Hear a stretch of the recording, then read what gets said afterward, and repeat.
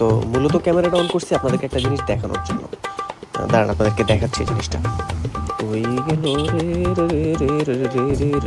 পাইছি পাইছি পাইছি। এই দেখেন মানে জিনিসটা জাস্ট দেখেন, সুন্দরই কিন্তু লাগতেছে বুঝছেন। ফুল ফ্যামিলি একটা প্যাকেজ, মানে ফ্যামিলি নিয়ে ছুটছে আন্টি।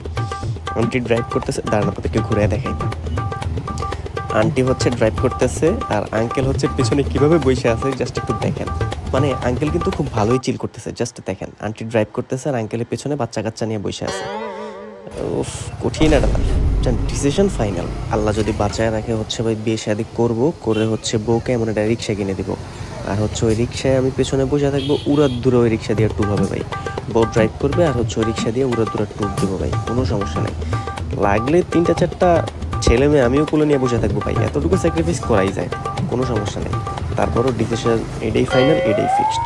এখন আর ভাই বাইক টাইক চালাতে অত বেশি ভালো লাগে না। বউরে রিক্সা কিনে দিব, বউয়ের রিক্সায় ঘুরবো, শেষ এর দূরে।